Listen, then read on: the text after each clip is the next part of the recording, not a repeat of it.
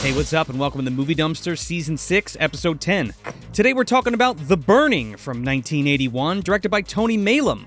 I'm Joe Lascola. And I'm Sean O'Rourke. Welcome to The Dumpster.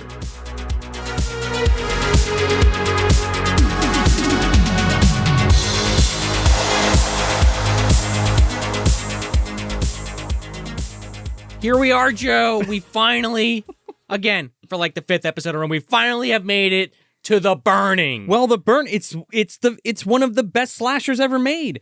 And it's a hell of a summer movie. Yeah, well, a camp movie even. They're both the peanut butter chocolate kind of thing. Both of them, yeah. Summer camp slasher movie. Put them together. They're the best of the best. No, in my opinion, yeah, I would agree. I would say so.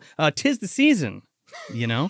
yeah, it is. But specifically, we decided to tackle The Burning this year because Scream Factory rather just released the 4K UHD edition of The Burning on Blu-ray, which is pretty rad. So that was excuse enough to just be like, hey, I think it's about time we do this movie because we talked about it a lot.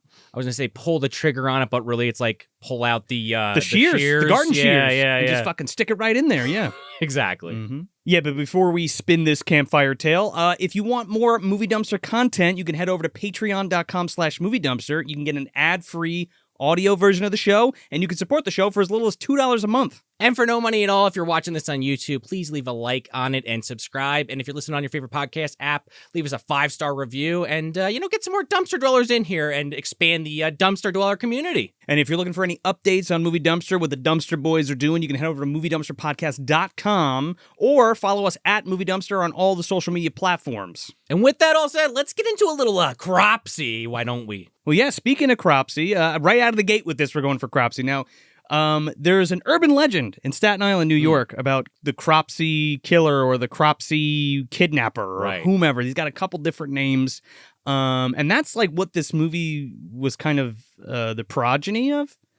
You know, like it was born out of that, not necessarily pulled from, yeah, or it was based upon, just by the killer standards and the name. That's kind of it. But there was also a documentary from 2009 called Cropsy, and it was all about the urban legend and like the real killer that was based around it. I believe his name was Andre Rand, who was a convicted child kidnapper and sexual offender and a suspected serial killer. I know when you look up Cropsy, besides The Burning, that is like the first thing that comes up is that documentary. And I'm kind of curious to check that out, actually. It's funny how as we go in through the BTS of this, or the behind the scenes rather, how that legend kind of weaves through another movie that was being made at the same time this was. Okay. So The Burning TM was things were taken from that urban legend, just the name and the fact there was a killer, and then the Weinsteins took it and did the original story and did the whole script.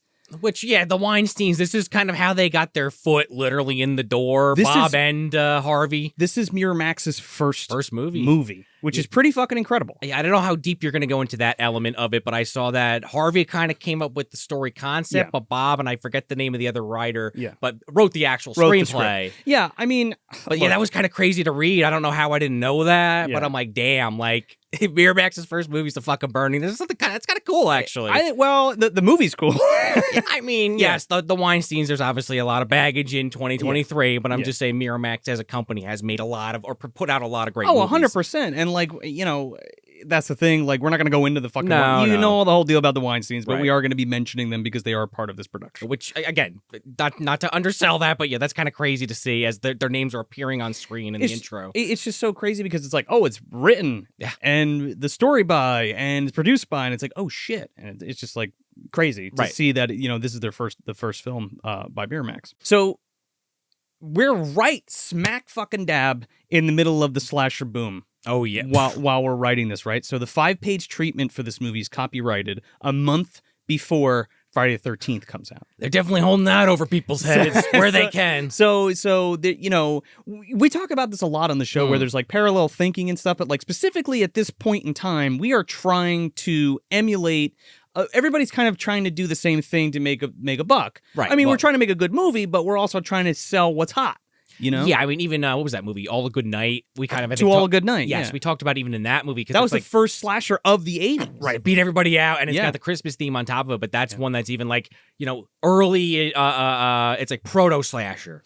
I mean, I guess flesh. You know what I mean? Because at the time it wasn't a thing. Right. So I mean, we consider it that now, but it wasn't a thing at the time. I mean, Friday the 13th. I would argue maybe finally put the button on there, the stamp rather. Well, now it's full steam ahead on this. Sure. So we're doing Friday the 13th. We're doing Happy Birthday to Me. We're doing Final Exam. We're doing Madman. We're doing The Prowler. We're doing everything. Everything's hitting. Maniac is coming out. Right. Yeah. Friday the 13th Part 2. Well, yeah. So, there's already part 2 coming out the next year. Yeah, that and The Burning come out very close. It's like within a week of each other. We'll talk about that in a second. Yeah. So, it was a 5-page treatment that was copyrighted called The Cropsy Maniac. Now, here's something funny too. So, I found it interesting because at the same time, Joe Ellison was going into pre-production with his film under the title The Burning. Okay. Once he found out that they changed the name from the Cropsy Maniac to The Burning, he changed the title of his film, which became The Cropsy Maniac. Don't Go in the House. Why does that sound familiar? Oh, that's another classic fucking slasher man, from that time. I haven't seen that one. Yeah, man, that's where and Atlantic Highlands is where they shot the mansion is where they shot that. Maybe that's why the name's ringing a bell. It's probably from around my hometown. Yeah, Atlantic Highlands, New Jersey. Oh, now I got to put that on my list. Shit.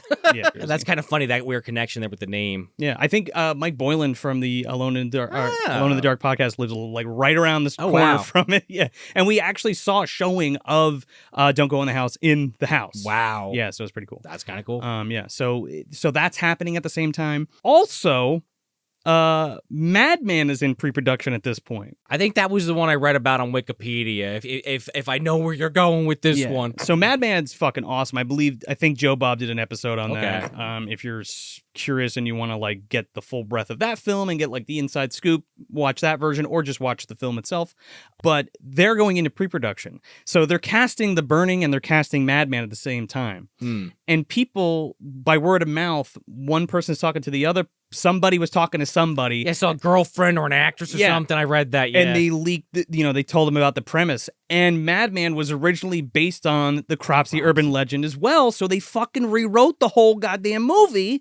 And then that pushed production back. So that's why that came out in 82. But that's actually still good? Madman's great. Oh, okay. Yeah. Definitely check that out if you haven't seen it. Because the little blurb on Wikipedia made it sound like that killed the movie, that they had to delay and everything. But, it's like a quick wiki entry. Well, it was expensive because they had to push everything back and all that kind of stuff. So that kind of sucks. But like, it's crazy how it's all like kind of interconnected and all this is happening. This whirlwind is happening at the same time. Also, before we continue, I just want to mention that Exhumed Films and the Mahoning Drive-In Theater is having their annual Camp Blood weekend.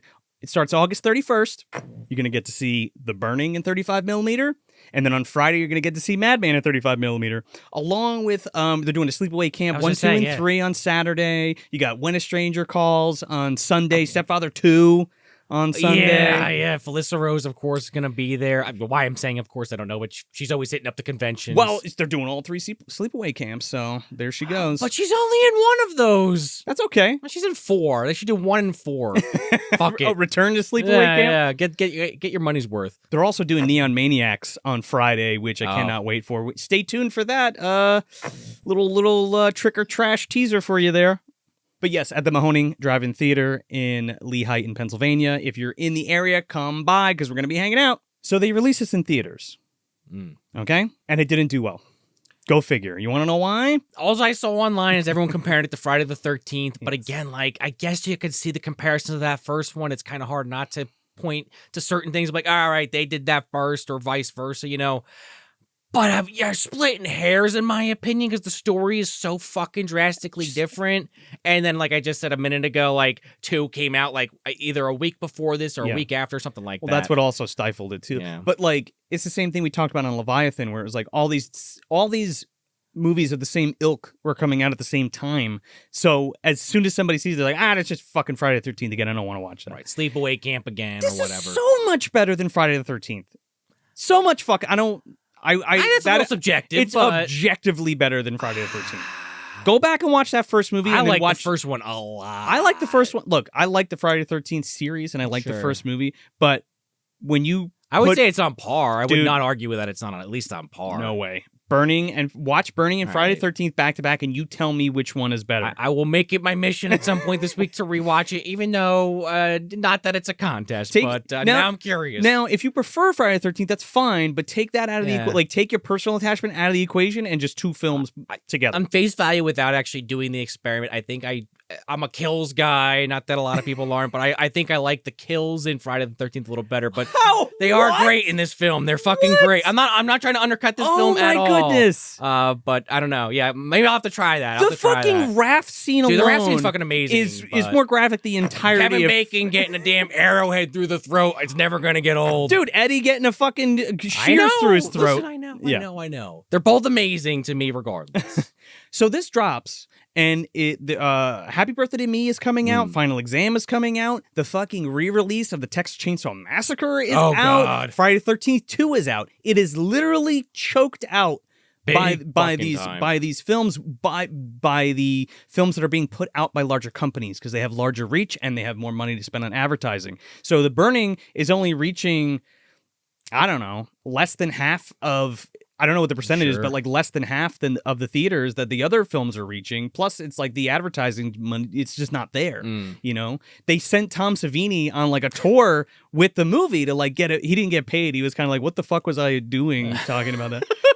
Which was kind of funny. But yeah, he like went on tour and was like pushing the movie and like showing it, and they were four-walling it because that's what you did. Yeah. They just couldn't get as many screens as the bigger studios, and you know, that's a shame. Yeah, so they ended up like doing new artwork for it and re-releasing it like I think twice, and then also double billing it with other things to just get more eyes on it and make the money back. What do you mean by that, double billing it? Like they would put it on a double bill. Like I think one of them was The Burning and When a Stranger Calls, which are like two completely different fucking like a double movies. Feature kind of thing. Yeah, a double bill. Yeah, okay. They even retitled it at one point as Campfire Tales. Oh, I think I remember hearing that or reading that. Yeah. I'm pretty sure there's another movie, a real actual movie called Campfire Tales.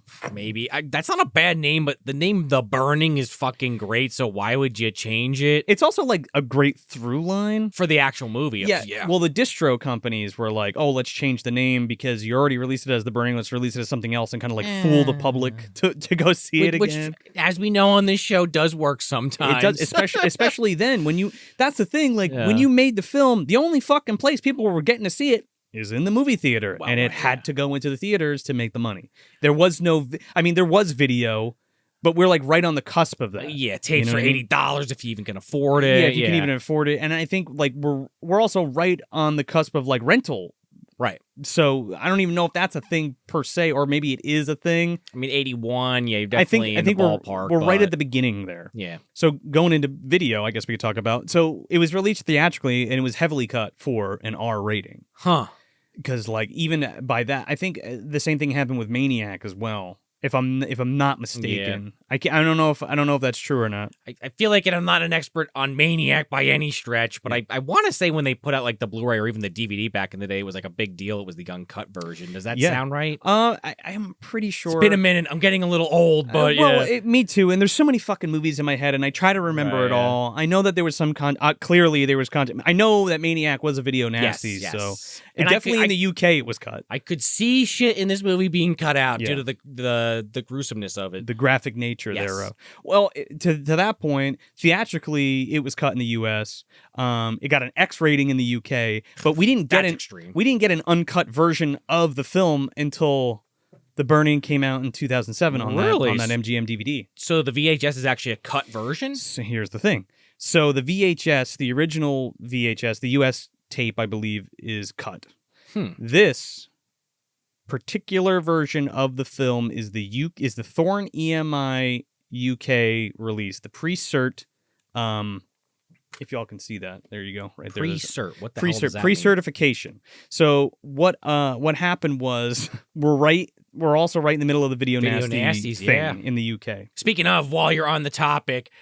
Because I just was on Brain Rot, Stevie's Brain Rot, talking about another video nasty, Eaten Alive. Yes, Toby Hooper's Eaten Alive. Yes, and we actually talked about that a little bit. So Those damn video nasties, man. It was just like the censorship thing. No, yeah. It was a big fucking problem. Put a toe out of line, it's getting fucking...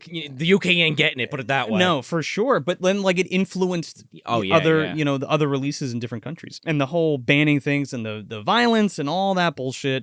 We're not going to go into depth here. If you want to read about it, go read about it. There's a great documentary called Video Nasties. And I feel like we've talked about it in previous episodes. Like, go back in the archive. We've definitely talked about it before. So, Thorny M.I. happens to get the uncut version of the film, puts it on tape, and then puts it out. The video gets seized, and they get prosecuted under the, what is it? The Obscene Publications Law in the UK. Like it's a titty magazine or something, basically? Like, because it's uncensored, and like they, that's what the whole Video Nasty thing was about, was censoring the extreme gore or the extreme nudity or whatever. Yeah. Oddly, I don't know if they were going after porno, but they were definitely going after horror movies, for sure. I guess specifically with the violence is what it was. I mean, this movie's got both, Yes, so. yeah. So Thorny and I unknowingly, air quotes, releases the film, and then don't ask, don't tell, and they get fucking reamed for it. So this is the pre-certification tape. So to make good on that, they go back to, what is it, the BBFC, and they get a BBFC approved cut, and then that gets released. Okay, so I'm guessing this is kind of a rare tape then. I didn't know it at the time. Oh, really? When I got this. So, again, like, I'm part of, like, the horror VHS collectors group or whatever, and I had just saw somebody had it, and I didn't have the burning, so I was like, oh, that's cool. And he's like, hey, this is the UK pre-cert. I was like, oh, awesome, because I noticed, because that's a different cover. Like, on the US Thorny MI, I'm pretty sure it's this one right here, the Blu-ray cover. The classic where Cropsy's got the, got the shears over their head. Shears, yeah. And I think there's, like, a grid pattern behind it or something. So I was like, oh, I never saw that version of the burning, so I got it, and then turns out, there was a whole big controversy around this particular version of it. That's crazy. So I thought that was pretty nuts. So Shout releases the Blu-ray in 2013. And then, of course, we talked about before, we got the brand new 4K UHD version right here. And it's got all of the special features from the MGM DVD, plus a bunch of new stuff produced by Mike Felsher and Red Shirt Pictures. They always do a bang-up job, and he does all the stuff for Shout and Scream Factory. And then I guess let's just get into like some other behind-the-scenes stuff. So obviously the effects are done by the legendary Tom Savini, right? Who we've talked about a lot on the show. Yeah. And despite our personal interactions with the man, he is still one of the greatest effects and most prolific effects artists of our time. I'm still a huge fan of his work. Same. But yeah, we mentioned before, like, he's working on Maniac, Friday the 13th, or I think it's Maniac, Friday the 13th, then the Prowler, then the Burning. Oh, right. Oh, he did Prowler too. Shit. Yeah. So he's like just fucking head down and just going. Some of his best work, like right after another. Yeah, he turned down Friday the 13th Part 2 to do The Burning. Okay. So that's pretty interesting. But he came back for Part 4, so there you go. No, yeah. So either on the DVD or, but on the, specifically, you can grab this right now, the 4K UHD Blu-ray. But there's an interview with Savini on it, and there are some great fucking stories. I was going to tell one, but I don't know. I don't want to like spoil it. Okay. But it involves Reed Randall, who did a lot of the fire stunts right in the beginning of this movie. Oh, okay. Savini did a little bit of the fire stunts in the beginning. He hits his legs that get burned. Oh, wow. In the beginning.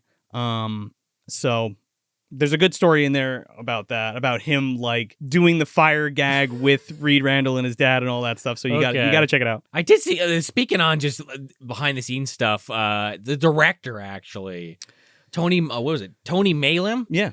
I actually was reading that he actually was Cropsy for most of this movie because of the way that he wanted the shears to have light reflect off him. Nobody could get the angle right, so he kept fucking stepping in.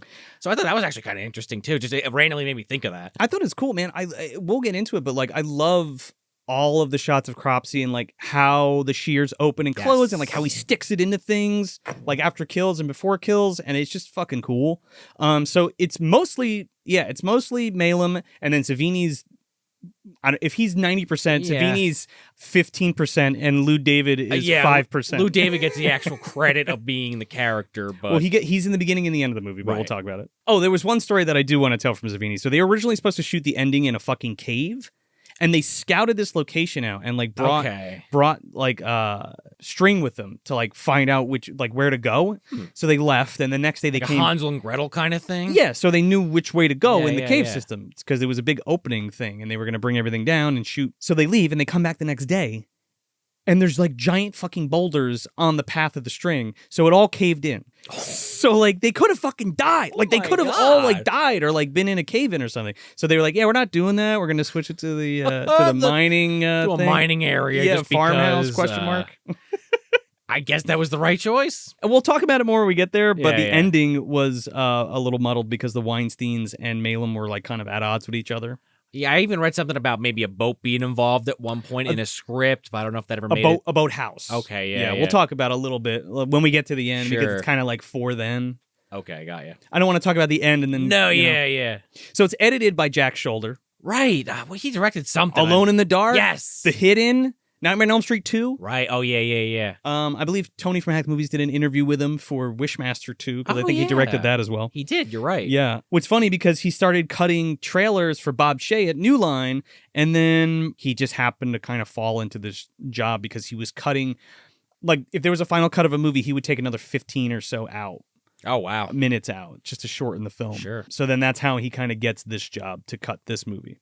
So I thought it was funny too because when he was talking about it, he was talking about the raft scene, which is like the most infamous fucking scene of the movie. This is the one everybody knows. And I thought it was funny because it was too short when he handed over the first cut. Really? So yeah, so the Weinsteins wanted him to add more tension to the beginning of it. Like when they're all like paddling up to it and stuff like that. It's the right choice. It's the right choice. But then like he like is breaking down like, you know, the kind of super quick erratic cuts throughout that whole sequence. And like it was just really fucking cool. And he learned so much on that he went back and he rewrote his entire script for Alone in the Dark before he shot that because he like learned how to kind of orchestrate a horror scene better. Like he had a better understanding of it. So I thought that was really neat.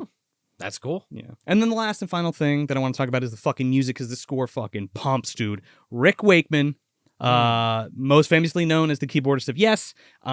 He's kicking some fucking ass on this soundtrack. It is so good. He also did Creepshow 2, by the way. Okay. Which you can check out a commentary track that we did with Chris Barr from Tape Hell over on Patreon if you're interested. Yes, patreon.com/moviedumpster, yes. $5 and $10 tiers. What's cool about the soundtrack in this, it's all digital. And when I think about, you know, especially stuff coming out around the same time, like when I look at Friday the 13th, you know, you have Harry Manfredi's score, which is amazing, but it's all orchestrated. True. This is all digital. This is all synth. Which I think really sets it apart too in that arena. Yeah, and like I didn't even really think about that while watching it, but like it is, but it's also just like amazing at the same time. Like, you know, whether it was orchestrated or not, like like it really, it's good. Yeah, it's so good. Like when those titles come up and it's like, I don't know. Oh, yeah. The Rick Wakeman score. It does. It does like the amazing thing too, which I guess a lot of slasher movies do. But like every time that stinger hits, when you're at that POV of the killer, it's like, all right, shit's about to go down. Yeah. Like it's really well done. So yeah, you want to crunch this for us, right quick? Sure. So essentially, it starts at this campground. Where one of the people that works there is apparently some big asshole. So the camp, some of the counselors, I guess, and the kids are playing a prank on this guy. He's like a groundskeeper. A groundskeeper type, and it goes too far. The guy accidentally gets burned alive during this prank, and they kind of just sweep it under the rug and just are like, all right, let's get the hell out of here. Come to find out, the guy barely survived, and after 5 years of therapy is now just very bitter and wants revenge. And he goes and gets it on some new people at this camp. He sure does. And at least one person we know for a fact that was at the camp previously, and maybe implied that some others might have been involved, but regardless, they're eating it anyway, just like they typically do in these films. Kind of comes down to a final confrontation. Which we'll get to. In the previously mentioned mine. But yeah, that's basically the film. Teenagers getting killed. And some preteens, honestly, which... Yeah. A little shocking. Not that they weren't doing that in horror movies at the time, but like you kind of forget sometimes, and you're like, "Oh yeah, ooh, yeah." I think a big credit to this movie, and as we go through it, you know, this is Sleepaway Camp for sure. Yeah, I love all the characters in this movie, and there's like a ton of them, and we get to spend enough time with each one that feels comfortable, and like we know them. So when they're ready to fucking be dispatched, you're like, "Oh fuck." Yeah. That guy's dead. Oh, she's dead. Oh, no. You hit the nail on the head. You have spent just enough time with each of them to have like some kind of attachment. Maybe you like them, maybe you don't, but you at least care. Yeah, you do care. You care when each one of them gets it. Even fucking Glazer. You know? Yeah, actually, kinda, yeah. So we open up at Camp Blackfoot. Yes. And this is the cold open where these kids are trying to get this guy back, this guy Cropsy, who's like the groundskeeper for the camp. And he's a real fucking jerk off, right? He drinks 2 bottles of whiskey a day, Joe. Dude, he is sucking down that fucking rum or whatever, gin and whatever it is in there, that fucking Laird's garbage that's just like sitting on the shelf. They make a point to show it on the shelf. But it's great, like visual storytelling too, because like, oh, he's an alcoholic. Duh.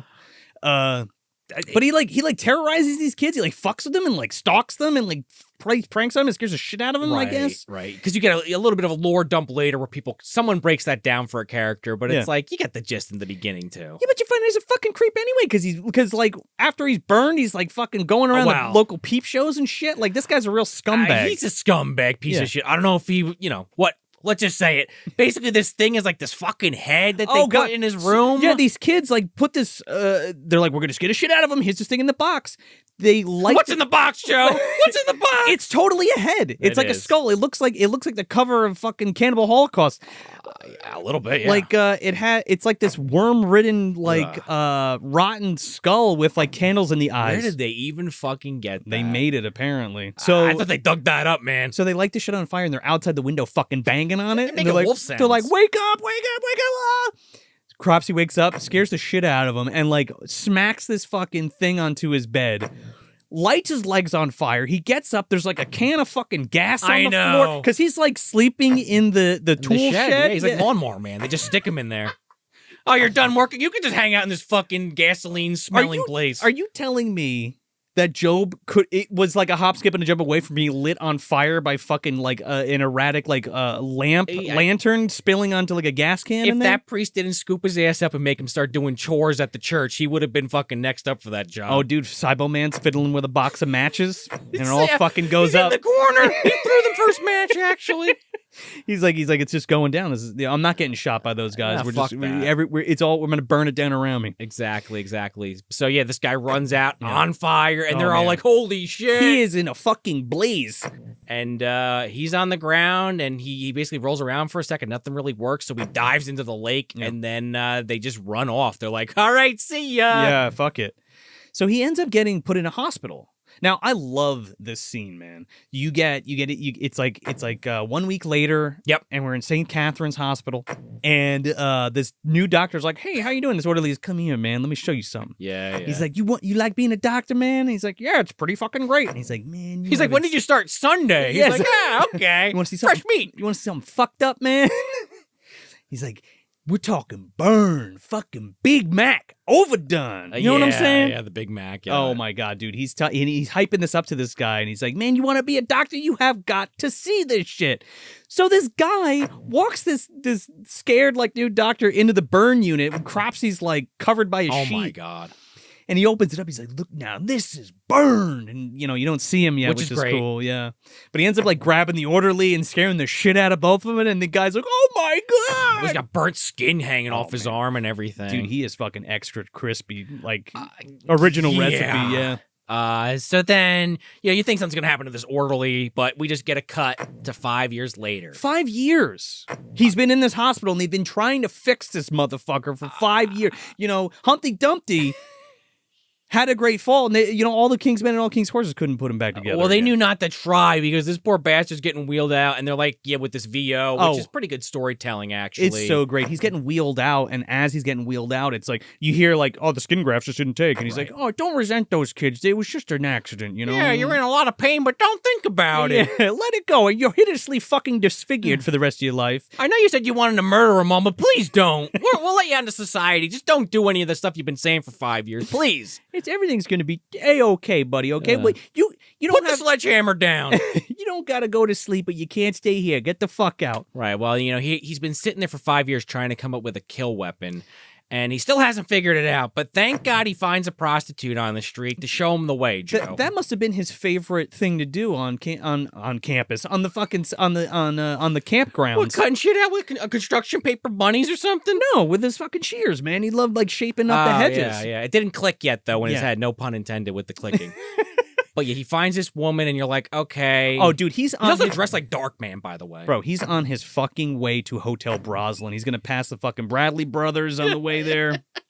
He passes Judd from fucking Eaten Alive, speaking of. Oh, dude, Eddie Quist is turned into a fucking werewolf. He's about to kill fucking Dee Wallace. Yeah. It's a bad scene, It's a bad scene down there. But yeah, this prostitute, it's all like visual storytelling. You kind of like, because he keeps looking at signs like Triple X and shit like that. Oh, a lot of good POV shit in this. Before I forget, I forgot to write this down. There was a fan who reached out to us about the burning. He lives or had lived in the apartment right below where that woman walks up the stairs. Oh my God. So, because that was such a cool little tidbit, I thought that was pretty amazing. That's awesome. So she walks him upstairs. The shot of him walking up is incredibly creepy too. Again, shot from above with the shadows, with the hat, and then his actual position walking up is creepy as hell. And then, like I said, he finds his kill tool. Oh man! It finally clicks for him. Like, this fits perfectly in my hand. But the anguish this guy's going through because like he is so fucked up looking, right? And like, as we find out, he couldn't even pay this woman to sleep with him. Yeah, his life's over,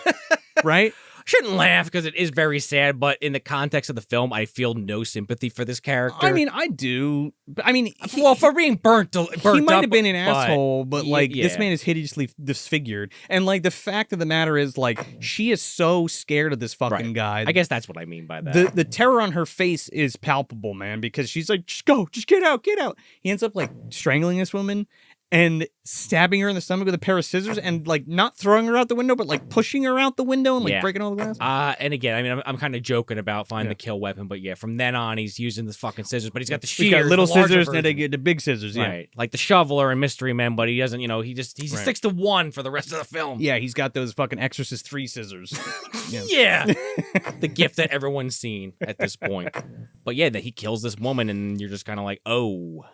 And this might be the first, if not, it definitely is later, of this like fade that they do a lot in this film. That's like this red fade. Yeah, the red with, fade. Like, blood. Which I really like. Simple effect, but yeah, I like it a lot. But like the lighting and the whole mood of this is like sleazy, and it just feels. I don't want to say good is the wrong thing, but it's very atmospheric. It feels right. Like the tonally, it's amazing. And then we go to Camp Stonewater, which is not Camp Blackfoot. It's like Camp Forest Green. Yeah, but that's a weird thing, though, because I was thinking that, too, watching it, because I have seen this before, but it's been a very long time, so I couldn't remember a lot of the details. But, like, I thought it was a case like Camp Crystal Lake, where 100%. They changed the name.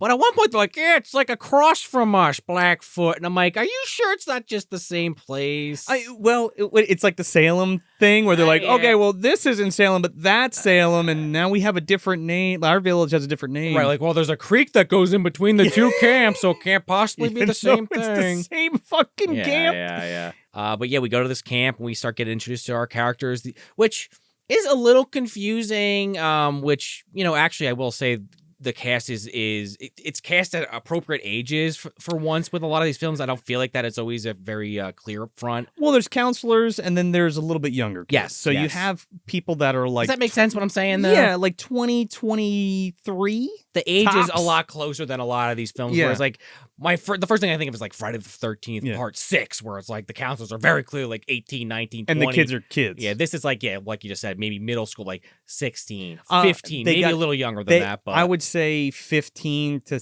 18. Yeah. Or 15 to 17. Exactly. So it's kind of an interesting mix where it's like, all right, is that kid a counselor? Is that just a kid? Because this one chick, tiger smoking cigarettes. I'm like, I don't know about that one, but the rest of them. I was smoking cigarettes when I was 15. Yeah, that's totally fair, especially in 1981. I'm sure. Oh, dude, everybody's smoking, man. To your point about the character, there's a ton of characters in this. And I love how they're all introduced. Yes. We get this baseball game right here. Oh, right. That's how fucking love this scene, man. It just feels so good.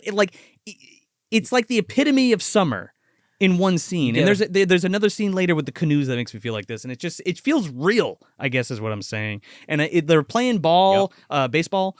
and it's all of them playing together. It's just really fun. I really like it. You get like a little bit of each character in this scene, like a little flavor of what they're going to be about, which is like why it's so effective. Yeah, 100%. You're going to get Sally, and I'm trying to think of the name of all the characters. Sally's the blonde. Sally's a blonde. You get Karen, who's also a counselor. You get Michelle, who's also a counselor. Who ends up kind of being, Michelle and Todd kind of end up being your default main characters by the end. Yeah. But yeah, you have those other ones. What was that one? Glazer is the one guy. We don't meet Glazer yet. We meet Eddie and we meet Dave. Dave, aka Jason Alexander. Jason Alexander's in this movie with a full head of hair. Right, which is funny as hell to me because when he played George Costanza, if you don't know, his most famous role. By the way. He gets that toupee in the one episode, and I have to do a side by side here, but I swear to God, it's like almost identical to what his hair actually looked like in this film. And it's poor Jason. Yeah. Obviously made a lot of money playing that character, but kind of got typecasted after this, so it's kind of funny and funny/interesting to see him in this his debut on film. Honestly, his film debut. I don't know why I said that weird, but same difference. It's fine. Because he's gonna play kind of an interesting character, and Jason Alexander's one of those guys that even though he's like in his early 20s, his voice makes him sound like he's 40-something. Hey, Glaze, whatever. Yeah, Jason Alexander. His bit is that he's clearly on Movie Dumpster because he's talking about jerking off and coming into this and fucking this and porno He's mags. specifically talking about Fisher Stevens jerking off. Oh god, yeah, Fisher Stevens as Woodstock. Woodstock famously from our Mario. Yeah. Well, as far as the MDU is concerned. Yeah. But also in Short Circuit. Right. I mean, we'll get to him. He hasn't been introduced yet. Sorry, I just started going down the list of characters. No, you're right. good, man. Because the way that they're introduced is great. Yeah. And like we get Eddie who's hitting on Karen, and he's like, there's a gross thing going on between macking her ass, and like I don't know, I don't want to be that guy. He's just like looking at her ass and saying a bunch of shit he probably shouldn't be saying. But it's like they're looking at her ass, and they're like, "Oh yeah, that ass," and I'm like, "What? That exactly? Looks like two sticks fucking poking each other." Exactly. Like, what ass are we looking at? A couple of pretzel rods. I think Jason Alexander says it best when he says, "That's a fucking no sale, baby." Yeah. I just wanted to say too, like the way. So we're starting to build these characters up. And there's a lot of fake outs with Cropsy's there, his presence is there, but he's like, the like ball in the woods, and the girl goes to get it, and he's like stalking her, but he doesn't get her. But he doesn't kill her and all that kind of stuff. So there's a bunch of those kind of scenes. Yeah. So then we have like this quick scene before things really start kind of ratcheting up where Karen's talking to Michelle. And this cafeteria scene, and this cafeteria scene is so great too. It just feels real. Like, there's something which is the biggest about compliment I can give to this film for a slasher movie. Yeah. And like, not that you even need to do this by any stretch, but it's like, it feels pretty realistic, for a slasher movie. I think also the thing is like all the chemistry between all of the characters works, which is, is something rare in my opinion. Because, like, Karen's whole thing is, like, she likes Eddie, but, like Joe was saying, he's a little bit too forward, and he kind of, like, scares her a little. Well, he's just trying to fuck her, and he's a real asshole about it. He's like, I fuck so many girls. She's like, I don't know if I want to really know that. And he's like, oh, you're different.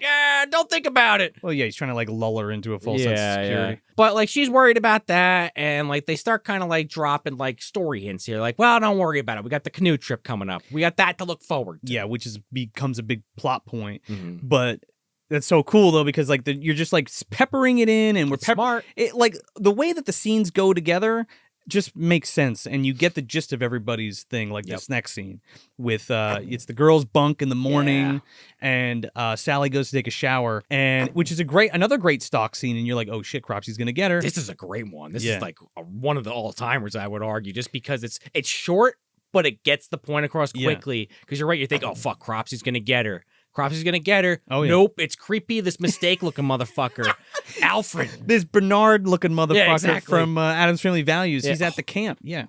This nerdy kid who claims I was just trying to scare her. The naked woman in the shower. Mr. Woo-Woo. This guy is so annoying, which I guess is the point. I like Alfred. The problem with Alfred is he looks older than I think they wanted him to be.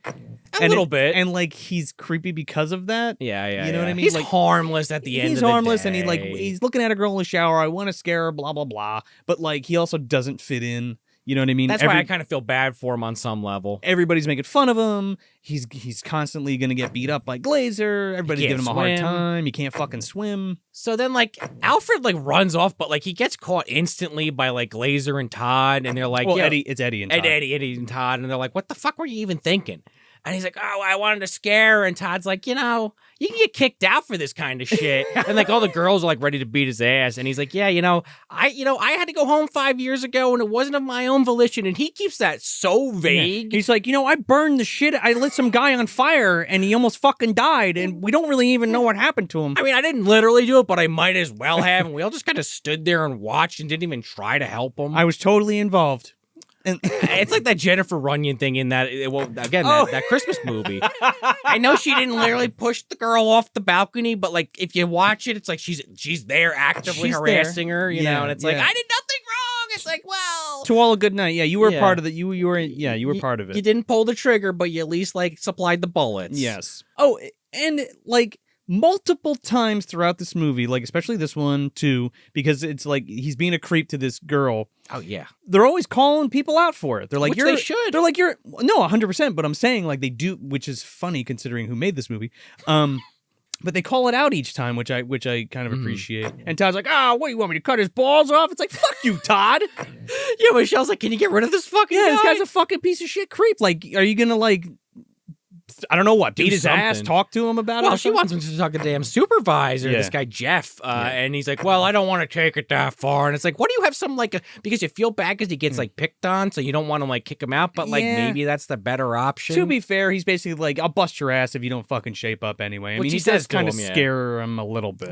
Yeah. I mean, not to be a fucking scumbag, but...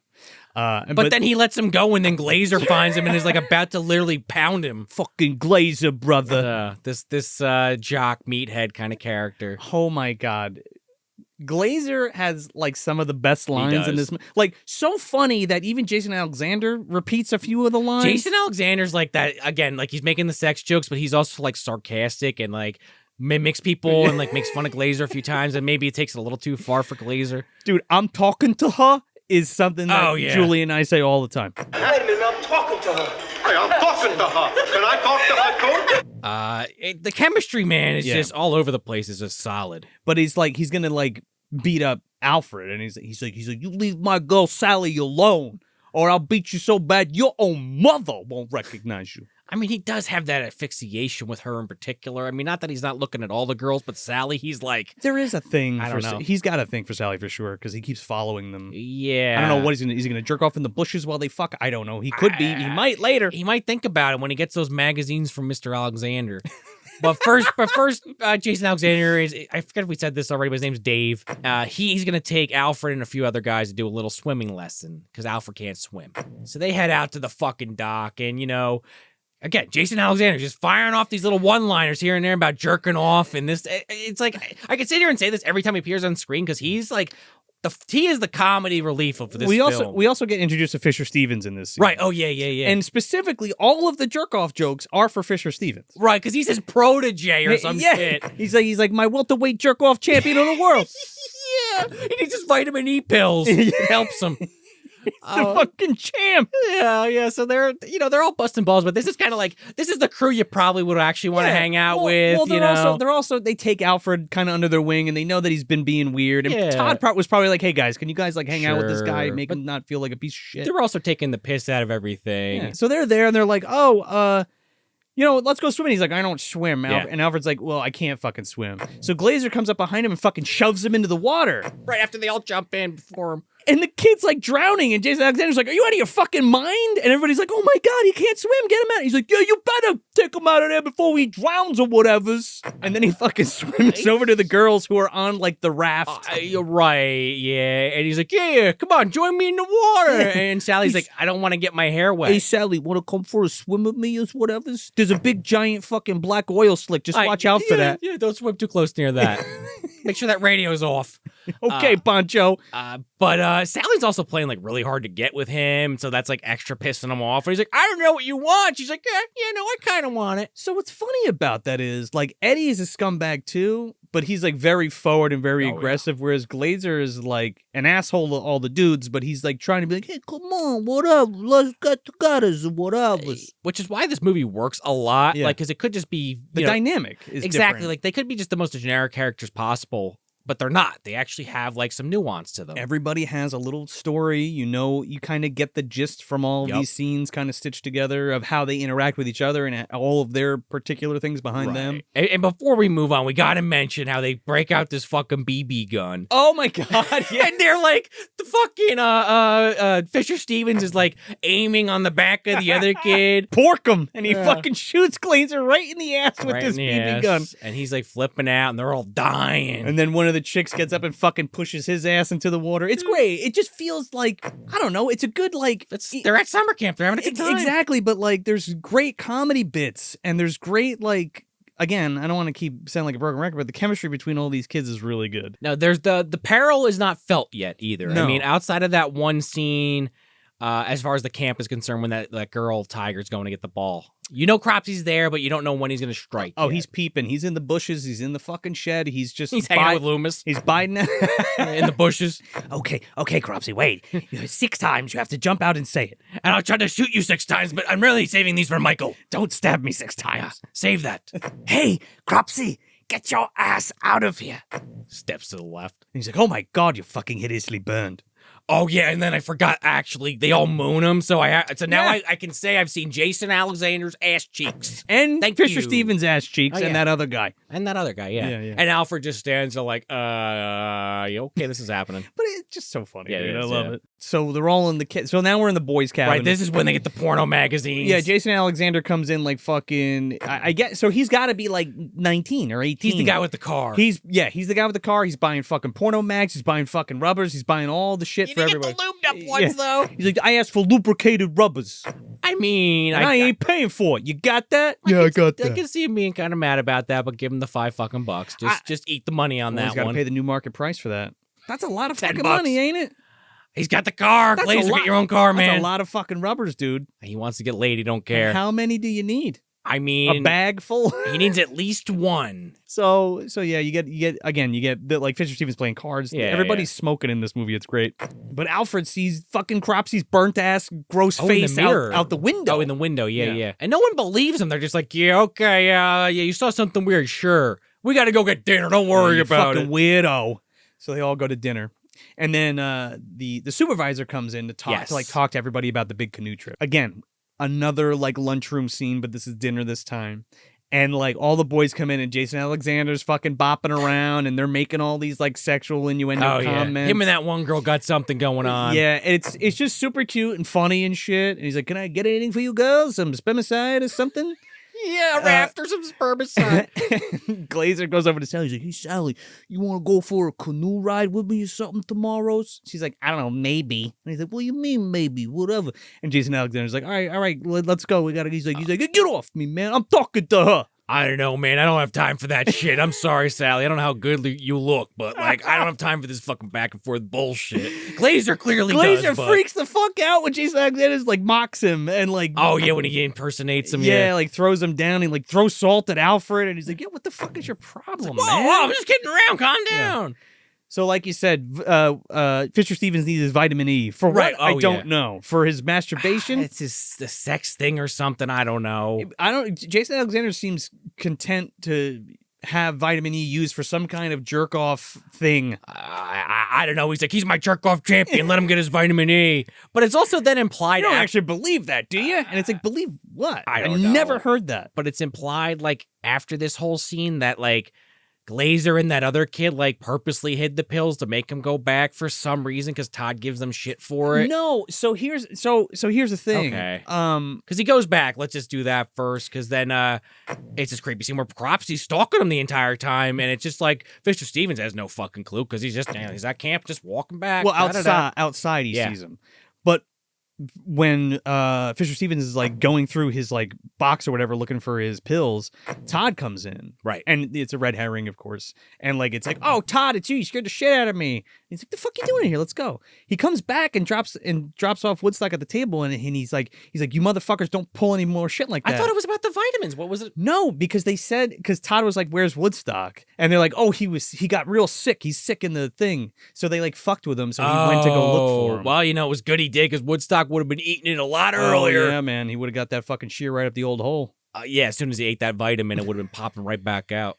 on the edge of a fucking shear. Fisher Stephen gets done fucking dirty in this movie. He does. So, like I was saying before, the camp supervisor tells them all about the canoe trip, and they're going to Devil's Creek, and they're like, look, we know all the kids are going, and I'm sure you'll all be just fine, but by the way, if there's any problems, just come back to camp or whatever. And they make a point to say that, like, when they get to the final destination, it's like a 3-day, like, trip or some shit, which... That's a long time. We never actually get to the final destination, so that doesn't matter. But it's a nice, again, another reason why maybe they can't get right back to get some help when things go wrong. Right. But the way it feels that natural. Yeah, the way that it's written is really good. Yes. And as we get into the peril portion, there's a lot of good writing going on. And we're going to get to that canoe trip in a second. But first, let's take a little break. And now, these messages. The following audio insanity is an excerpt from the No Dumb Idea podcast. Perfect cast. Also, sorry, I had a recent realization. I want to run it by you real quick. Okay, yeah. So I was like thinking, instead of canceling people that like Jonathan Majors or like Put him on an island, make him Army fight. Hammer. Yeah. Or is it Army Hammer, right? Is the Yeah. guy that ate 10 Cannibal. kids? Yeah. 11. Well, I was like, what if instead of that, we just typecast them to the crime that they did? So it's like, if Army Hammer were to play Superman, he would have to be a cannibalistic Superman. Or like Jonathan Majors would have to play so it's like, you get that good I actor. took from my real life experiences of eating children. Yeah, I really brought that to my role, and this is gonna be my last press tour. Quick, Superman, help us! Hold on, I gotta eat these kids real quick. And then I'll get the Lex Luthor. Just give me a minute. I would love to see the director that's just like, I need to tell a Superman cannibal story. Yeah. Ha ha ha, that was so funny. For more audio entertainment, check out No Dumb Idea, spelled K-N-O-W, podcast on Instagram and wherever you find podcasts.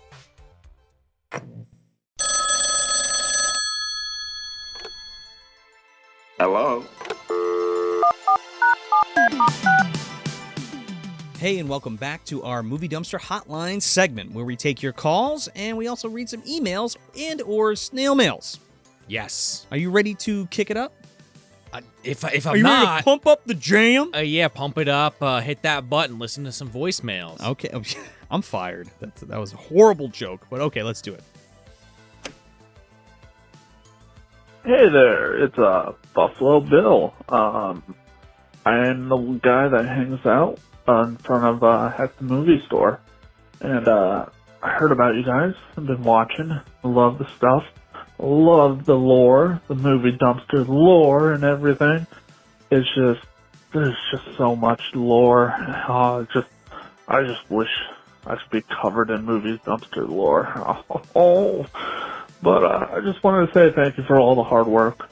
Love the background stuff, all the little helmets, the Phantom of the Paradise mask. Maybe we can get a review on that. I don't know.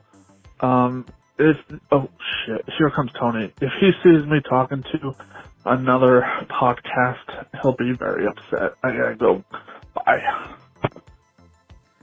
Well, Yeah, thank you, Buffalo Bill, and you better watch out for Tony. Tony will get you every time. Tony from Hack the Movies, whoever that is. Well, I want to say thank you to Tony, and I think we've formally thanked him a few times on the show, but, like, honestly, no bullshit. Like, we rib each other a little bit, but, like, thank you, Tony, for having us on the show and helping us out and you know, just always, like, supporting us since the beginning and stuff, just like everybody else. But, you know, it has meant a lot to us in terms of reaching a wider audience and stuff like that, so we really appreciate that. But Buffalo Bill, thank you so much, and, you know, we're glad you found the show, and you're digging the show. And you're lubing up. And you're lubing up and fucking cracking off to some MDU stuff, man. Well, there I meant you go. the lotion on the skin. Oh, yeah, well, you gotta do that. Yeah, I mean, I'm sure he's jacking off, too, if he's a Could movie be. dumpster fan. Yeah, well, he's Cranking it on some orifice in the lower nether regions. What he really wanted to say was the MDU lore. He wanted to say Cumdar is what he wanted to say, and I understand it could be a little scary to say it,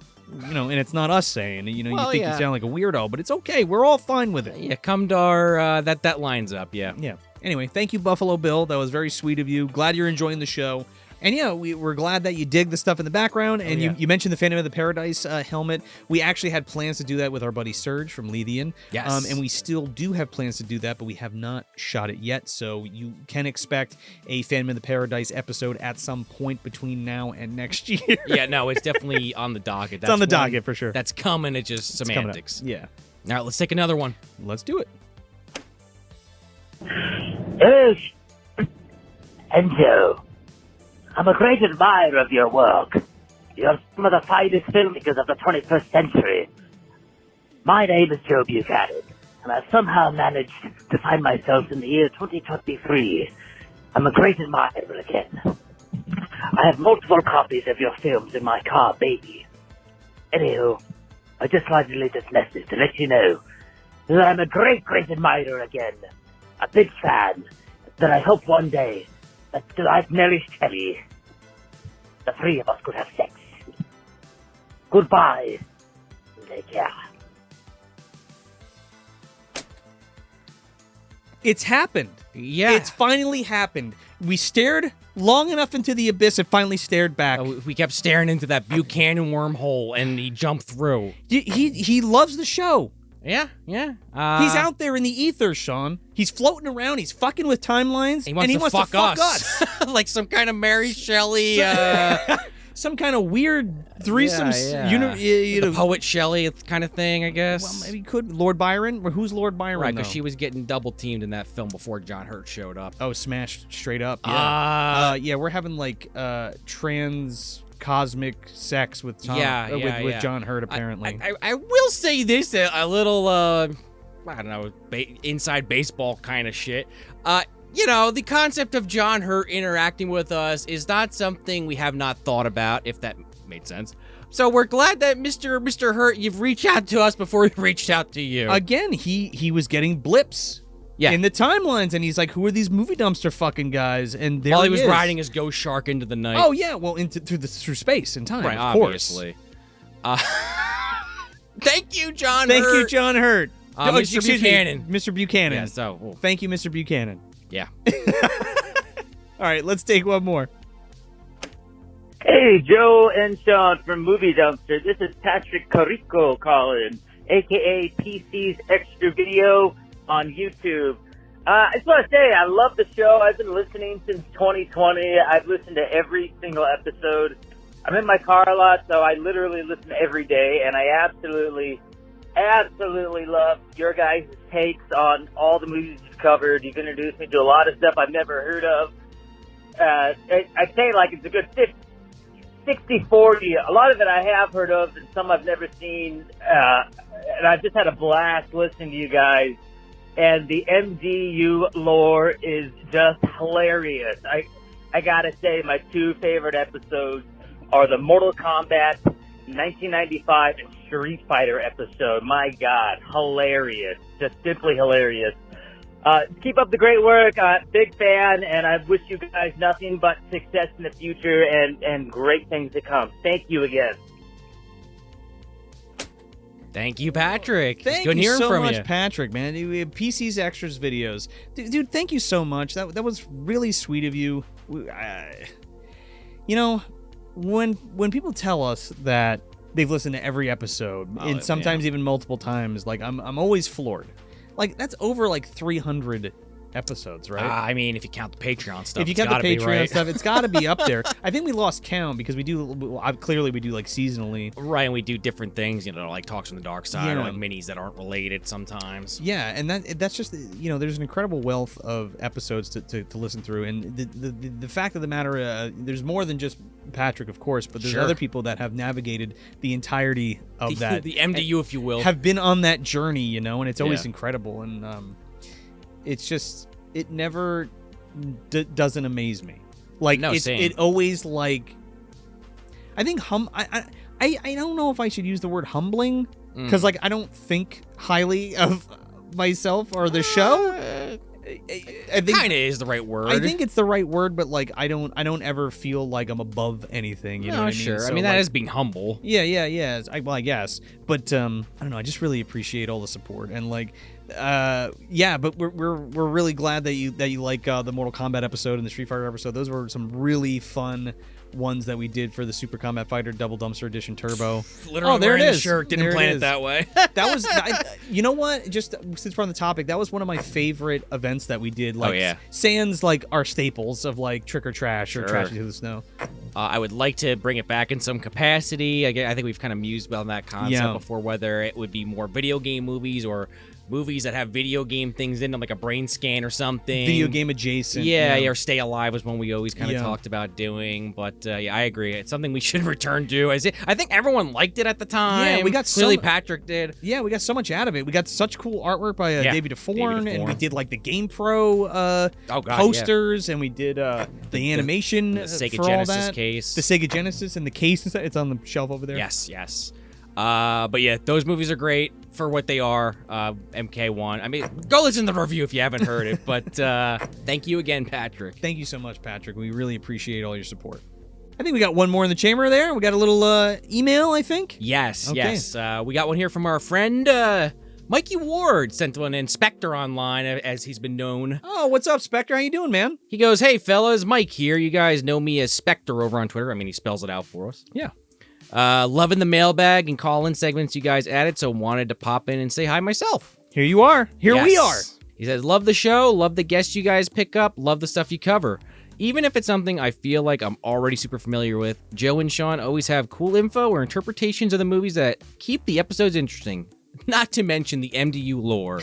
A lot of love for the MDU in this. A lot of love for the MDU. I'm feeling the love tonight. Yeah, I mean, John Hurt himself called in, for Christ's sake. True. I have a little mahogany. I'm not gonna lie. Oh, dude, I'm fucking. I don't know, Teakin. I'm Teakin over here. Balsa, right? Balsa. It's kind of weak, right? But yeah, balsa's kind of weak. I'm redwooding. How's that sound? There you go. Okay. Better than mahogany, I suppose. Oaken. Huh? You get a little mahogany from that little ebony? Come on, tell the truth. Mikey continues. Want to say thanks to you guys for being a huge inspiration. I've tried and failed to get a podcast or review show up and running over, but seeing you guys succeed and grow over the years has kept me at least interested in trying. Some fan art I sent you guys was also like the first thing I seriously sat down and put effort into drawing, and the feedback you dudes has been keeping me going and slowly improving as an artist. Keep going. We love your stuff. Yes. Do not give up. That incredible drawing with, I remember Swall Dobby was in there and a bunch of Munchie other characters. was in there, yeah. With the dumpster. Yeah, it was great. If I can give you any advice, do not give up. Yeah, no.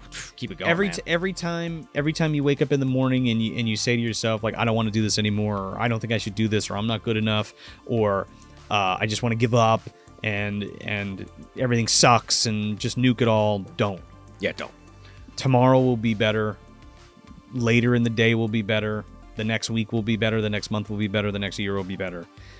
And you have to make sure that you keep getting better in what you do. Keep practicing. Keep doing what you love. That's what keeping the fire alive is the most important thing. And if we can help you do that, then that's fucking incredible. So thank you. Because it's hard sometimes. Yeah, it's really hard sometimes, even for us, Yeah. And I think we're not impervious to that shit. No, we have the same feelings a lot of you guys have a lot of the time, and it's not wine and roses. You know what I'm saying all the time. So bubblegum and gumdrops. Yeah, bubblegum gumdrops. But definitely just hang in there. Keep going. Don't stop. Yeah. And he finishes out saying, "Appreciate you fellows on the show and off. Always a pleasure to talk to you, and look forward to listening to the show for a long time to come." Well, thank you again, Mike. Thanks, Mike. We really appreciate that, and we'll keep them coming. As long as you keep going. That's the trade-off. We'll keep going if you keep going. All right, and with all that, let's head back to the show.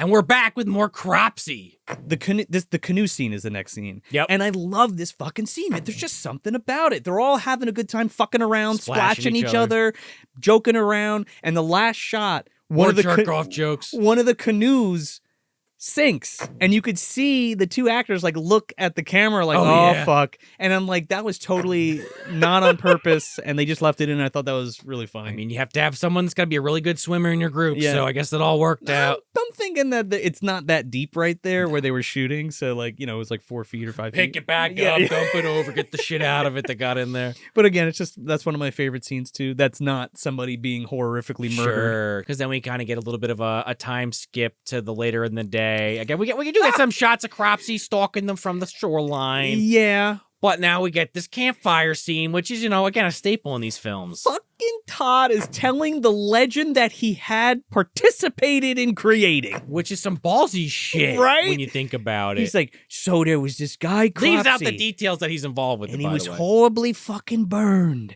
And he goes around eating rats and shit. And he kills people and stuff. And it's like, dude, you kind of you made this guy. Yeah, literally.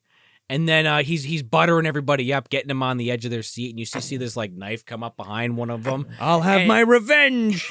Somebody jumps. It's Eddie, you find out, with a fucking mask on. This Chucky mask or something. Scares the shit out of everybody. Yeah. They're like, yeah, you son of a bitch. Looks a little like Gunther from Funhouse, kind of. I haven't seen Funhouse, but that's what I was thinking too. Don't look it up if you haven't seen it. Okay. Yeah, and we get one of the tagline from the movie is, he's like, don't look, he'll hear you. Don't move, he'll see you. And don't move, you're dead. Right. Which don't breathe, he'll hear you. I think the callback is a little bit more bone chilling later in the film, but yeah, it's kind of great that they have this whole. Todd, I guess, just came up with this one afternoon sitting at home. Now, let me write this up. This might be important one day. He's so confident about it, though. And it's just like, okay, you fucking burned this man alive. And you had, not only did you have the balls to come back to the camp and work at the same fucking camp, but you also just like adopted this story and was like, yeah. Yeah, and also like the audience doesn't really know he's part of that yet, unless you're like have an unbelievably good memory and you remember they said Todd once in the intro. Sure, but once you see the movie and then come back, you're like, wait, what the fuck? So then Eddie and Karen, they wander off. And, she already had that conversation like we were saying earlier with Michelle, where she's not sure about Eddie, but she's going to give him a chance. No, she likes Eddie. Yeah. You know what I mean? And if he wasn't such an asshole, it would be fine. We're going to go skinny dipping. Could go either way. Well, he prompts that because he's like, oh yeah, well, I'm gonna go skinny dipping, and you could walk back to the fucking camp by yourself in the dark, or you can come swimming with me naked. Well, because she says this whole thing about how like she will have sex with him, but she doesn't want to force it, and like she doesn't want to be another notch in the belt and all that shit. And then he's like getting pissed off about that. So she finally jumps in, she strips down, she gets in the water, and he's like, ooh, my time to shine, and just immediately like pounces on her. And she's like, I said no. Well, she's fine with it, but then he's trying to he keeps advancing on her, and then she finally fucking smacks him in the face, and it's like, no, not having it. And he goes ballistic. He goes in a little too hot. So she gets out. She's bare ass naked. She gets out of the fucking thing, and all her clothes are gone. And Cropsy has left a fucking trail of her underwear and her shoes and shit through the forest to like draw her away from Eddie. Yup. For a kill spot. And Eddie makes zero effort to get out. He's pissed he didn't get his dick wet, and he's just hanging out in the water. He's swimming. jerking off in the lake or something. Yeah, he's thinking about those porno mags.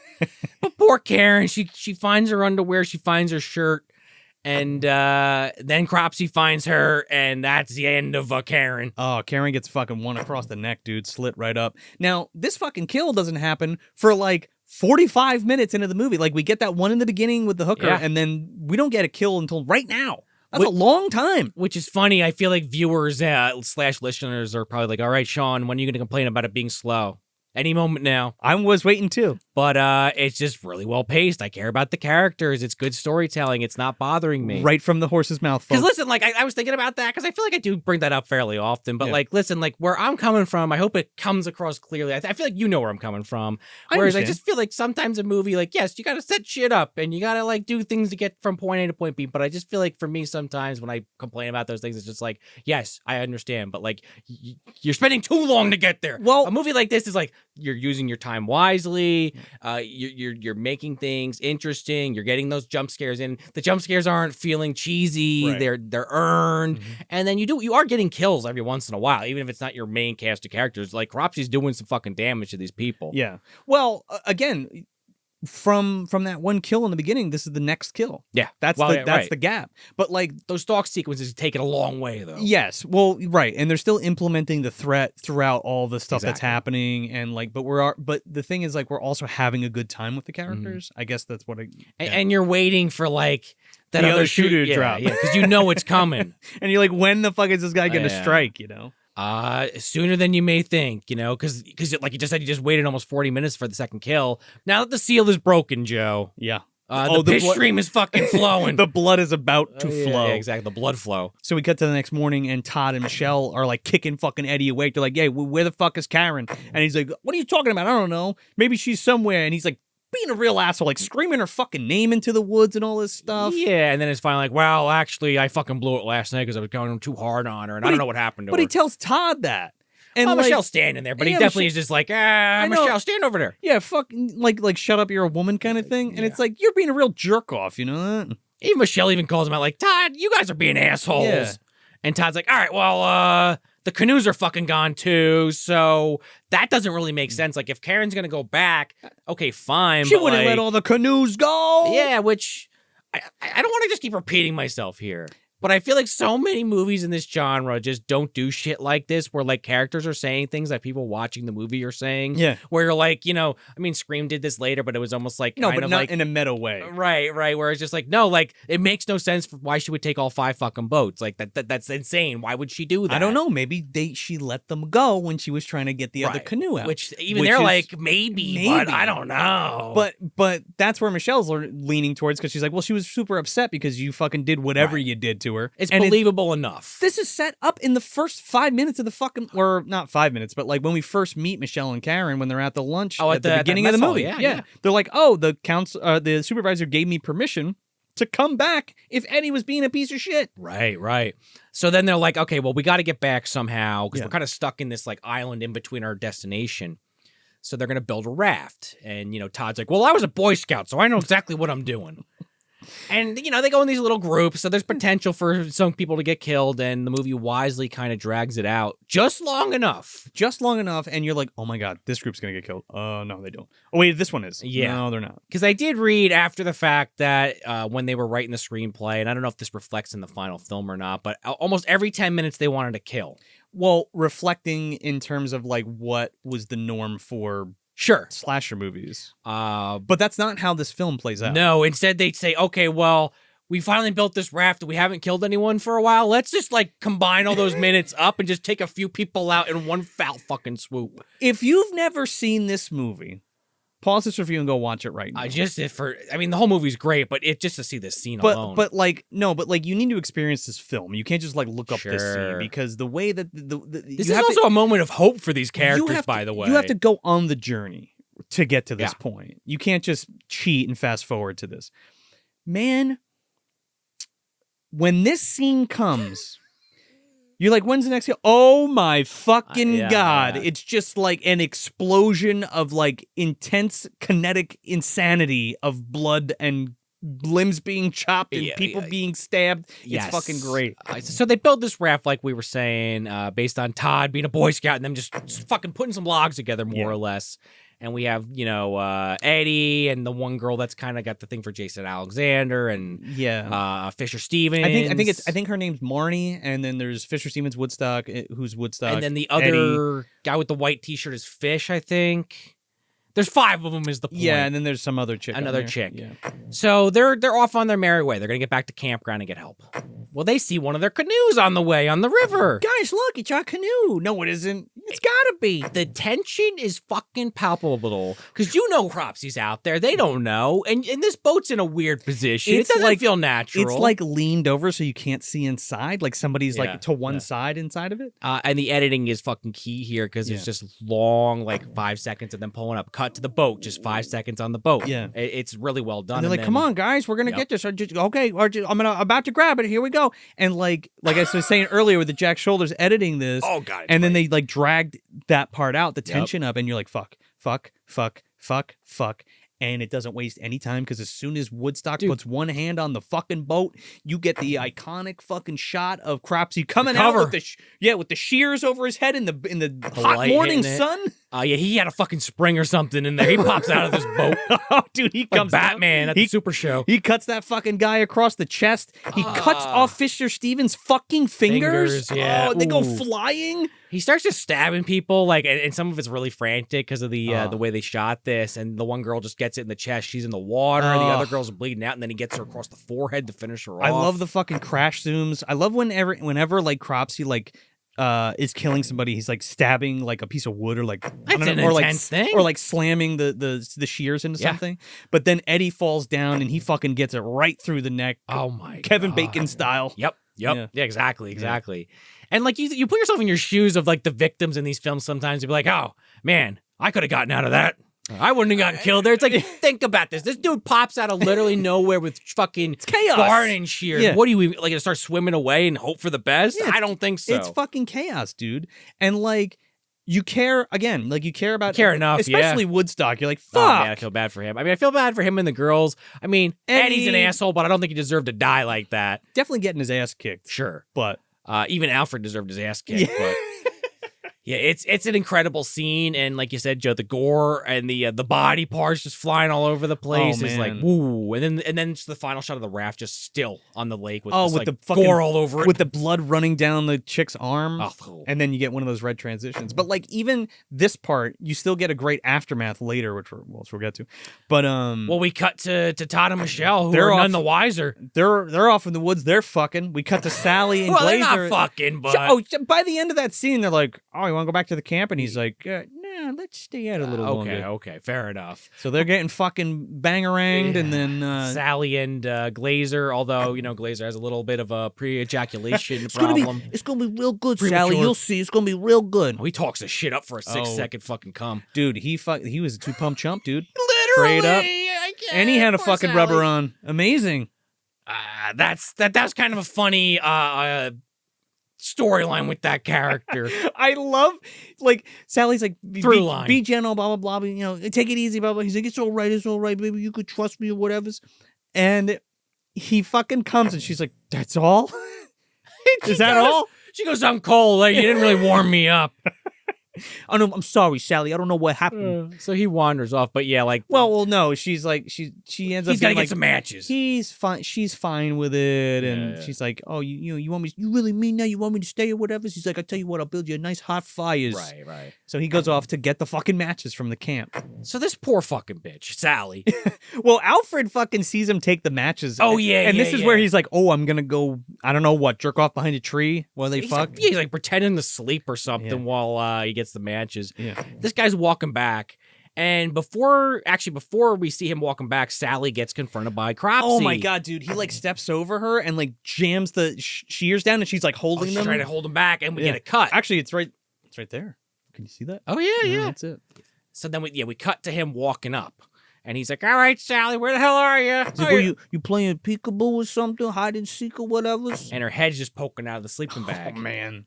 So he pulls it back, and you can't really see it at first, but as soon as you could see the wound, he gets it in the back. Dude, he pulls shoulder, neck, not or even. whatever. He pulls the fucking blanket back, and Cropsy's like, I don't know. Oh, what. is that what it is? He's in there or something? Cropsy's like laying next to Okay. Sally under the blanket. He takes the shears and shoves him right through his fucking neck, dude, and picks him up off the ground and walks his ass and stabs him to a tree. That was a little confusing, but that shot of him taking him to the tree is incredible. Man. Very Evil Dead-esque. Oh, there's something that I always love about these old slashers, and it's the killer picking the fucking victim up by way of any of their tools that they use to dispatch. And this one is no exception. It's one of the best. He fucking like slams him to a tree. And just side note, Savini had a custom welded pair of shears that went around the neck. Oh, and it was all metal. And so you can have this they coming out of the back and the front, and then there was a prosthetic over it. So that was Savini controlling as it? Cropsy. Huh. And he could slam the dude against the tree. That's kind of crazy. And just the way that's all lit and shit, it just looks so fucking good, man. So then Alfred, the little peeper, he sees this go on, and he shits runs. his pants. He runs Literally. back. Todd, help! Wakes up Todd. Todd's like, what the fuck? He's like, Glazer's dead. He's like, what the fuck are you talking about? At first, he doesn't want to believe him, but just to be safe, he's like, all right, just on the 1% chance, I better go. Now, here's the thing. Well, because he's like, you don't believe me, do you? I told you, Todd. It's the guy at the window, the burnt face. Right. At this point, if I was Todd, I'd be well, like, maybe that's why. I'd be like, oh, He's burnt face, huh? Like he's trying to play it off. That's a good point. Yeah. He's like, all right, I'll come with you. Show me. With his Canadian tuxedo, by the way. He fucking finds Glazer dead against a tree, and Sally's in a sleeping bag dead. And then, you know, our favorite slasher movie thing where, like, the main character doesn't get taken out for convenience, for plot convenience, where Cropsy just slices him across the temple with the blade. Well, to be fair, he did the same thing to the chick on the raft, and she was dead, too. I guess that could have been a kill shot, It just wasn't deep enough, right? Because he was like, well, I can't let Alfred get away. For some reason. Yeah. So yeah, he chases Alfred. So Todd like gets knocked out Yeah. by way of a fucking blade to the temple. Not for long. He's like dazed for like 5 minutes, if that. Well, in movie time. But I think in movie time meaning like Actual what we're ti- seeing, no, or like like actual time in the movie. Oh, I'm thinking at least a half hour. Oh, you think so? Yeah. Okay. Either because way, there's a lot of shit that happens between him waking up and I guess the sun comes up and everything. Well, the so. sun comes up and the fucking raft comes in, baby. Yeah, and they can't really make it out from the shoreline like Jason Alexander and all them. They're like, oh, they're back. That's kind of weird, but They're okay. they're like, assholes. it's the raft and you're playing a joke on us because where is everybody? Yeah. And Michelle's the only one that's like, this doesn't look right. This doesn't feel right at all. So Swims Michelle over. swims over to it, dude. Man, she reaches in to like get up on it and pulls out Fisher Stevens' arm. Like his whole arm comes out. And then his whole body bobs out of And the then water. she turns around for a great jump scare because the body pops out of the water like right into her. Yeah. And you know that's not a fake body. Like that's actually him? that's Fisher Stevens in a makeup. It's really well done. Yeah, I thought it was really good. I thought it was a dummy. Same. But it's him in the makeup, So then, like, as this is happening, like, almost on cue, Todd is like, he wakes up and is running and looking for Alfred, and he sees the raft, and he's like, oh my God, Alfred. He's like, guys, go get help. We need help. And it's so, like, it's such a powerful scene, too, because everybody's fucking totally shook. Tiger's fucking, like, holding somebody's leg, crying her eyes out, and they're all, like, all fucked up about, like, you know, their friends are dead. And, like, you don't see that a lot. No. You know, they're like literally mourning and they're so fucking scared that they're just like breaking down, you know? Well, and then Todd's like, come on, we got to fucking go. You got to get the fuck out of here. I do wonder if they hosed off that raft or just like pushed the fucking gore bits into the water to fucking ride this thing back to camp. That's also the other dark part of this, right? Like there's blood and pieces of their friends still attached to this fucking thing. And they're all just like trying to paddle. Hoofing it. Like, in this blaring hot sun, probably things are starting to smell. They're all fucking dirty and gross. They're trying to get back to camp. It's impactful. To roll up on Jeff with his coffee looking confused. And Jeff's like, the fuck are you doing? What is this, a joke? Michelle's like, there's a killer out there. He's like, shut the fuck up. She's like, why would I fucking joke about Look at those kids. And they're all fucking limping and coming off the boat. They got PTSD, And man. he's like, huh. What do you need the outboard for? All right, let's go find Todd. Right, yeah, they hit the boat. And Todd, he's hoofing. He's got an axe now. Yeah, man. I think he got that from Jason Voorhees, actually. Yeah. Or Mama. He picked it up from Mama's corpse. He ends up going into this mill because like he hears Alfred scream because Cropsy like captures him and fucking like slams the shears into his arm and like sticks him to the fucking wall and like gags him. Right, like holds him in place where like if you're gonna move your arm, it's just getting sliced. Oh, dude, it's awesome. It's really cool. So Todd hears that and comes in, and man, I got to tell you, this farmhouse or like this abandoned mining place, whatever this is, it's like a mine shaft of some kind. Not a shaft, but like a mine, like a refinery, like a refinery or something, or a old mill or something. Exactly. And the lighting in this and the atmosphere in this fucking barn is It's so dark. It's so awesome, dude. It looks great. No, yeah. Yeah, everything's lit just enough, and it looks really good. It also kind of makes sense that Cropsy, in his little time that he's been around this area, has a little home base he's been hanging out at. I guess so, right? Yeah. Or for the last couple days or whatever. Well, it's almost like end game for him there. He tries to like kill Todd with a fucking mine cart. He like pushes it down and like almost kills him. Oh, yeah. And then he busts out a fucking flamethrower. Which is awesome. It's and really kind of cool. ironic. So this is actually Lou David in the makeup. Oh, okay. Because we get that scary Cropsy jump scare of his disgusting scary face. as hell. Yeah. And he looks amazing. Which I guess Savini based on like a real burn victim he saw. I think I read something about it. No, first of all, he made this in like 3 days in the Okay, hotel. yeah, we were talking but about that. Savini's very critical of himself, and like I can relate to him in that way where he was like, it doesn't really look like a burn victim, but anyway, because it looks more melted. He was over explaining it, but I was like, it's so iconic and it looks awesome. So I don't like.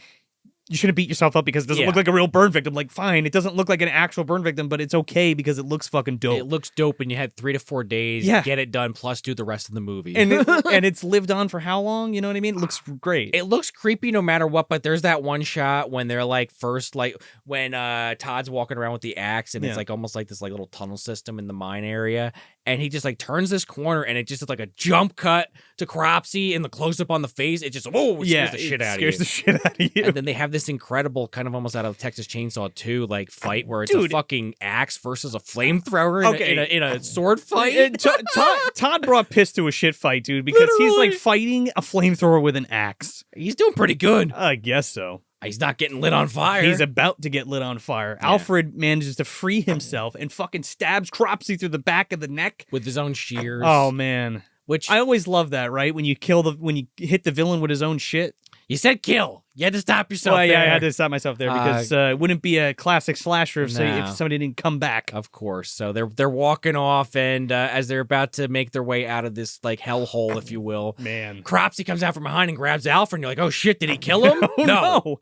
And they wrestle him to the ground. Not even. Todd's like, get out of the way, Alfred. He fucking swings this axe. Oh, the axe, yeah. Dude, plants it right in Cropsy's fucking face, and there's just blood shooting everywhere. And then Alfred grabs a flamethrower and just lights this motherfucker up. It's like, because when he hits him with the axe, he like stabs him to the post. Yes. It is awesome. It's one of the best villain deaths that I can think of. And I love the additional thing where like Todd's even having some PTSD where he thinks back to when Cropsy was lit on fire last time, and it's almost like this implied thing where it's like, wow, what a fucked up life this guy had. He got lit on fire and he got killed by fire. Like born in flame and killed in flame. Literally though, like I can't, like fuck you, Todd, but also like trying to put yourself in his shoes to be like, what is running through this dude's fucking mind right now? The only problem I have with this flashback and tying the two together, it's not that Todd was involved in it that I have a problem with. The fact of the matter is when they say, and what about you, Todd? Are you in on it? And he doesn't look anything like fucking Todd. It should have been the kid in the glasses. That 5-year jump between like 15 and 20 would have justified all of the maturity. They could have just done 10 years, but I get they're trying to keep the ages somewhat similar to what a kid that was going to camp, if he's going to be the counselor. I guess, but he doesn't even look like the guy at all. Like Grosspurt, got that buzz, Grosspurt. No, but I'm saying like the other kid. The other kid in the flashback was older, so if they used the kid with the glasses, it would have made more sense. Sure, you're saying. Anyway. This fucking shot, there's a dolly shot, dude, pulling out of fucking Cropsy on fire, and you get all this cool lighting that's coming in through the fucking barn, and then we just hold on Cropsy burning alive. Well, he's not alive, but his whole body burning. It's so awesome. Yeah, he's a damn crumb by the end of that thing. It fucking transitions into another counselor, like telling the Cropsy legend, which is to another group of kids, and it's just the perfect ending for the movie. The delivery on this too is great because they really there's like silence surrounding the way this person quotes the line, and it's just like feels almost like Tales from the Crypt-esque or like Night of the Demons-esque, like with that kind of like throwback ending. Well, because it's almost like now he's telling the new version of the legend from the events of the movie, which is kind of cool. It's cool. It's really neat. I like that element a lot. It's something that is just like, you want another cherry? We already had a few cherries on top. Here's another one for the fucker. Here's the syrup. Also, all the other shit's tied up that we didn't really talk about. Like, well, why didn't the cops go out there? Why didn't they tell? Well, the cops are coming actually. By a fucking helicopter, and they actually show up, and they're with Michelle, but we don't see the aftermath of them like reconvening together, which is fine with me. I mean, Michelle's like right there. They're the last right time there. we see her. Yeah, and I think it's more impactful to leave it like that rather than like, oh, let's have a hug. Everybody's okay. He took an axe to the face, got lit on fire, and Alfred and Todd are just like, let's get the fuck out of here. And that's the last thing you fucking remember, dude, from the movie. It's what you should remember. I know. It's the last scene base. Well, with the exception of the guy telling the legend. But, right, yeah. So, real quick, before we wrap this puppy up. So the ending feels a little muddy in terms of editing, in my opinion. Now, I think that kill where he comes out of that sleeping bag is a little muddy because it's not immediately clear that that's what happens. But what do you mean specifically? Well, the ending, I mean, after that. Like, this whole, the actual whole segment at the barn. Sure. Now, there's even a scene that I don't really like where, like, Todd falls through like he like falls through this wall after he almost gets hit by the mining cart, and then there's like an insert shot of Karen's death, and it's clearly like a superimposed like push in. Yeah, on that's it. true. That part is a little. And I was like, that you didn't fucking need that. Yeah. Like if you wanted a body in there, I mean, would it really kill to just do a pickup of something? Was that to get them to the 90-minute mark? We're like, we need something here, 30 seconds of something. I guess to kind of structure the end because they didn't like what Tony was doing, like directing, so they like locked Tony out of the editing room. Basically told Jack Shoulder, like gave him direction on how to edit it. And they wanted Tom Savini to direct the end of the movie, like their version of it. It feels a little choppy because of that. Like I feel like that insert shot wasn't supposed to be there of like the Karen death and all that kind of stuff. And it feels a little wonky going back and forth with the flashback stuff. Overall, I think it's fine, but it feels like a little bit rushed towards the end. But I love it. Don't get me wrong. But there was also stuff, this was supposed to take place in a boathouse. This whole end scene. Yeah. I read that. And Alfred was supposed to die, and Todd was supposed to be just like the last person standing. You know what I mean? He wasn't supposed to be like the hero so much as he was like the final boy or whatever. Guy, yeah. And it's all like just on that note too. Like in the other version of the script, like Tiger had a love interest named Alan. But I felt like that was a little too far because it's like, I mean... Tiger kind of takes a back seat. She's in a few scenes. Now, I love Tiger, and I remember Tiger, and she has memorable, a couple of funny scenes, but like, if she had another arc with like a whole... It's too much. We have... The formula was there. They figured it out. And also the ending line was different. It wasn't, don't look, he'll see you, don't breathe, he'll hear you, don't move, you're dead. The punchline of the thing is, every year he kills! And I don't think that's as impactful. Well, I'm glad they refilmed that. My goodness, thank you very much. Or rewrote it, rather. Either or, before they shot it. But yeah, where are we putting this, man? It's on the shelf. I don't know. Was that obvious or not? 110%. Easily one of the best slashers ever made, if not one of the best, period. Definitely in the top 5, without a doubt. It's a great film. I don't know what else I can really say that we didn't already say. The killer is iconic, and it's a shame. I mean, today I feel like more people know about this film, but like that for the longest time, I feel like this is one I knew about, but didn't hear a ton of people talking about. I'm sure if you go on the forums or if you were in the community, as long as Joe has been. Yeah, but you got to understand, most people don't know about this movie. Yeah. And I take that for granted sometimes because I'm like, well, of course I know it. Sure. And I assume that people know about it, but not that many, not as many as you would think. I guess that's my point, and it's to what I was saying. It's a shame because, like, listen, like I said earlier, I actually do like Friday the 13th Part 1 better. I know I'm in the minority. A lot of people don't like that movie as much as some of the sequels, but I like that movie a lot. Do the movie dumpster challenge. Watch Friday the 13th Part 1. And then watch The Burning back to back, and then let us know in the comments what you like better. Yes, or if you already have an opinion on it. And maybe I'll do that on my own time too. Yeah. But this is right up there. This might be number 2. Yeah, I'd have to sit there and think about it. I also like Sleepaway Camp a lot. Not as well have made a film as this or Friday the 13th Part 1, but I do like it a lot. If that makes sense. I love Sleepaway Camp, and I love Friday the 13th, but I don't have either of those in my top 5. Oh, okay. The acting's really good in this. Yeah. No one really kind of falls flat, and those kills, like we've already talked about, are really good. You get exactly what you signed up for.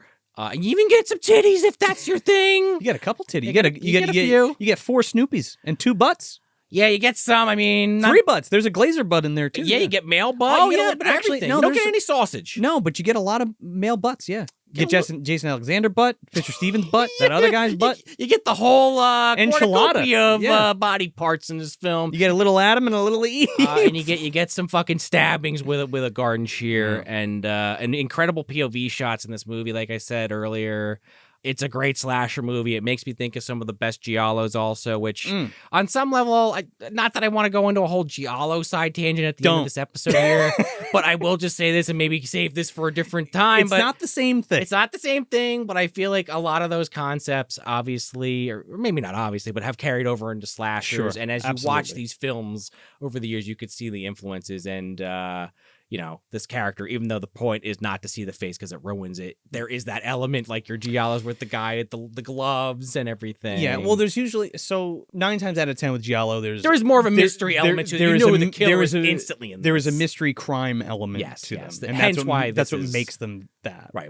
Hence why, and this is also not Italian, but this is why this is not giallo, but It's not a De Laurentiis joint. My brain goes, oh, I could see why that influenced these films. Definitely the more kills, of these you watch. Definitely the kills and the way that the killer is perceived or structured. Just something else I was thinking about I wanted to mention. But yeah, love this movie for the one. And I guess the last time, like I said, I don't know if I've even said this in the episode we watched at our friend Chris Barr's house years ago during a writing session for something. So I only half watched it. So I don't know if this counts as my first viewing or my 1.5. Well, this, that's all it took to put this right at the fucking top is what I'm saying. Yeah. So if you haven't seen this film somehow, go check it out. This is shelf all day, baby, because this is in my top 5. Period. Okay? Period. Yeah. So my top 5s are because you've thought about. There's this, always a swap for me for number 1. Sure. It's either The Burning or My Bloody Valentine. Oh wow. But it's Burning, My Bloody Valentine, The Prowler, Blood Rage, and The Mutilator.